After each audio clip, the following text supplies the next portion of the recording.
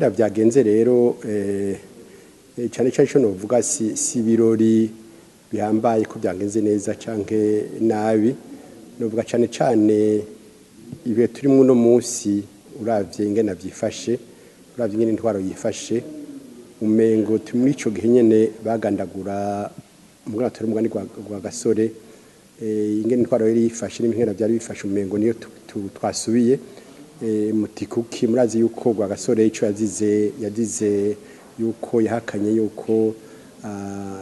abakoroni ababirigi badushira gufuri na buhoro bagomba kutugumiza mu buja yavyanse kubera urukundo yarafitiye abarundi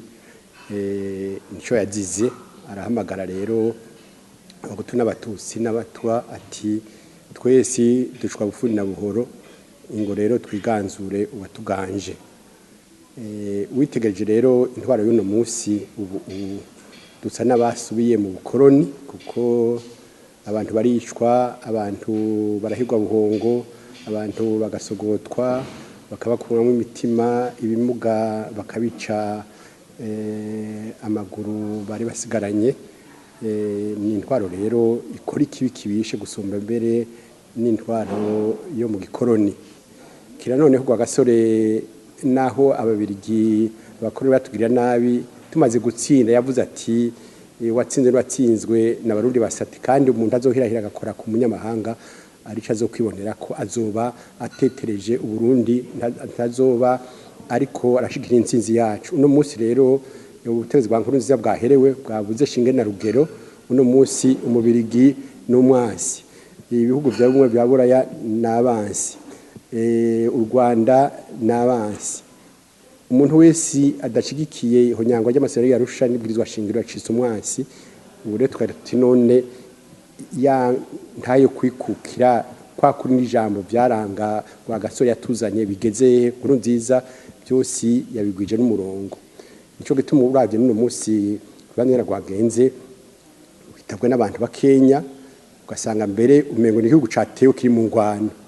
bagasaka ufise umupolisi bamusiga ku kilometero abantu bakabasaka mukuru w'igihugu yahora yinjirira haca nyene ise barundi nyene urugo ubasiga aca mu canzo kibaza ati none ubu butegetsi buja hehe buva hehe ataremye yo turemesha gutukumva bavuga bati mu gihugu amahoro ndirya nawe uba witegeje ko biraba ubona yuko bose batekwe n'ubwo bakubera iki ubutegetsi bivye abanyagihugu n'ubutegetsi bwaje honyanga amasezerano yarusha honyanga ibwirizwa shingiro ku buryo rero tugira tuti kwa gasore kwa rugamba yagwana turubandanye kuko ubuje twemeye kubugumamo je nagiye kubera yuko jewe nibaza yuko iragiye wa gasore mu badasigana ari ndariserukira nitumiye rero kubera yuko nagiye mu misa mugabo bavuga ati nakunegana aho waneguwe je sinaduze hariya